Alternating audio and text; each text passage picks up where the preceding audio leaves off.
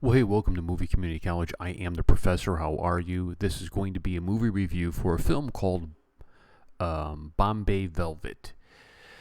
Where to start with this thing? First of all, it's come to my attention. I just recently figured out Skype and had a nice Skype conversation with a friend in India, and he was telling me just how poorly that this film did. That people just hated this film in India, which surprised me. That really did surprise me. This film here that I saw it on Netflix. I saw it there, and I saw it had the Kapoor kid. I don't know if you guys know this, but the Kapoor family is fairly talented. Of course, you guys know that. I'm just joking. And I saw it on Netflix, and I said, "Wait a minute, it's Barfi.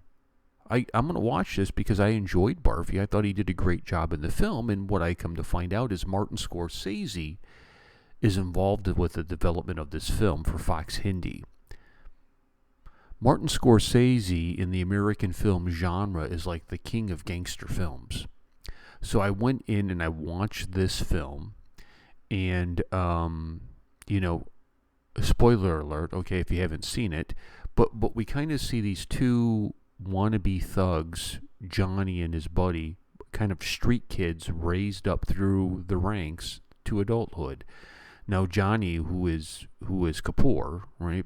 He's kind of the lead actor. Everything's going to revolve around him. He was a street kid, and a prostitute takes him in and kind of raises him as her own child. And he finds I wouldn't say finds work, but he kind of hustles, and he's working for the mob, and kind of just doing whatever he can to get money, being a runner for the mob. And we see him kind of just progress through life. As he gets into adulthood, we are introduced to the character Rosie, who is, I thought it was kind of neat in the film how it would show Kapoor, kind of Johnny growing up as a kid, and it would show Rosie kind of growing up with the kid. And she's very, very talented young lady, but she's been beat down by her dad, abused physically, and it kind of implied sexually too, until the one day she knocks him out. Now it's unclear whether she killed him or not, from what I saw.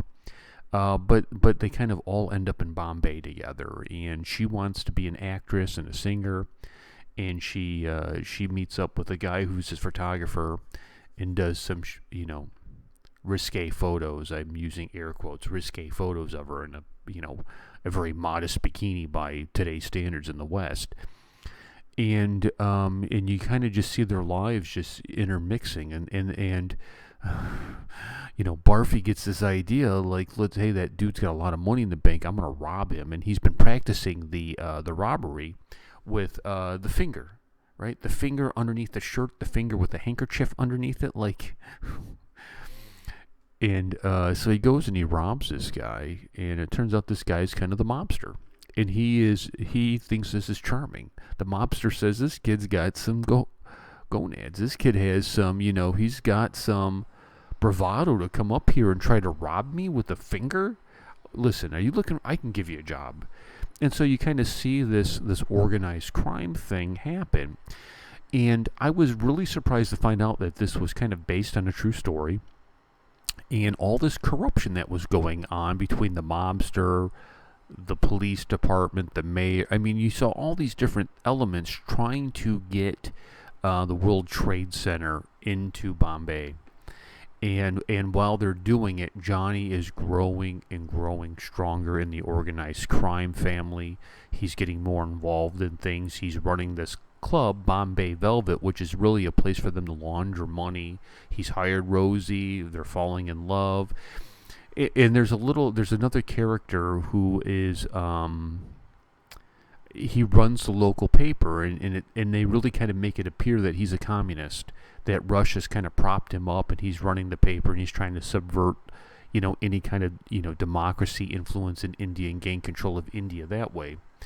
And he also has a tie to Rosie, and he's the one who sent Rosie to the club to go sing because they wanted a specific thing. And I won't spoil it if you haven't seen it. She's on a mission, but they fall in love, right? And you see, inevitably with any gangster film, the guy rises through the ranks of organized crime, and he wants to be the boss. And to be the boss, you got to beat the boss.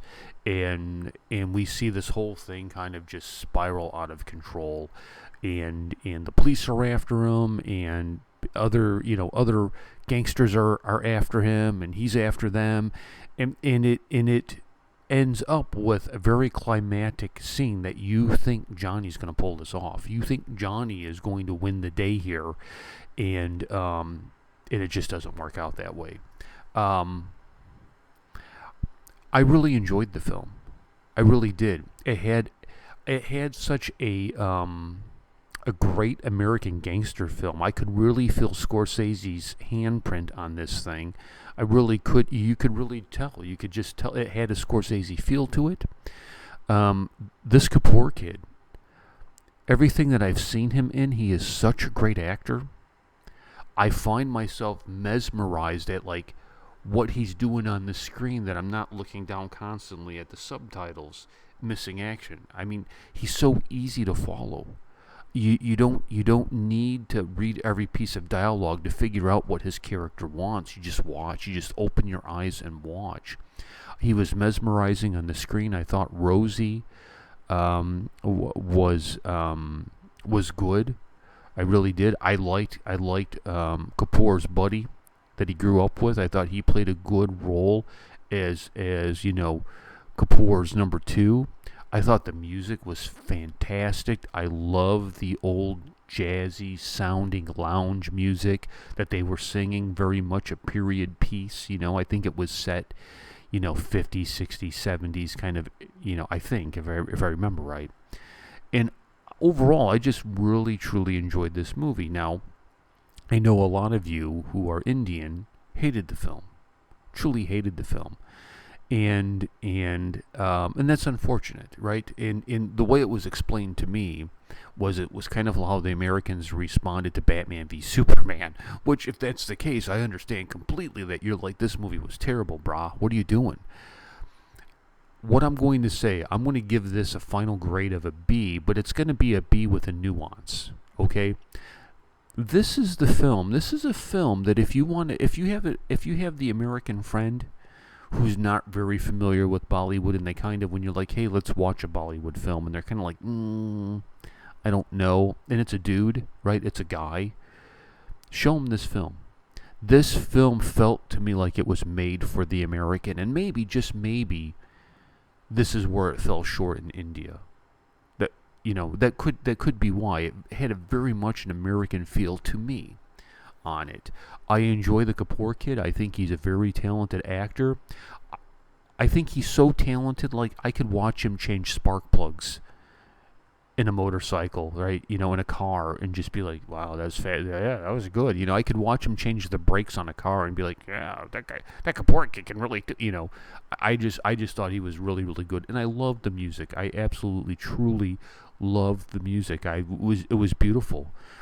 And I thought the music did a great job of just conveying the emotion of the scene. And that's one of the things I really love about the Bollywood films, is the use of the music really kind of helps, especially for me, a foreigner, understand the feeling, the sobriety of the scene, to understand, the nuances that maybe I'm listening because I do lose something. I understand that. When I'm watching the screen and I have to look down at the subtitles and look up, I lose things. And sometimes I watch these films 2 or 3 times so I can, kind of scan the screen and see what was going on. But this was a B movie. I mean, it's nothing that's going to move you emotionally, I don't think. But it was a good movie to sit down with popcorn, a popcorn movie, and watch and eat and just see the gangsters, man. Gangsters for life, just seeing Johnny roll on all of his gin and juice. So that's my thoughts on it. Please, if you would, subscribe to the channel if you haven't. That way you can stay up to date on all of our shenanigans and our videos. And I thank you so much for watching, and I appreciate it. I'll catch you guys later. Peace.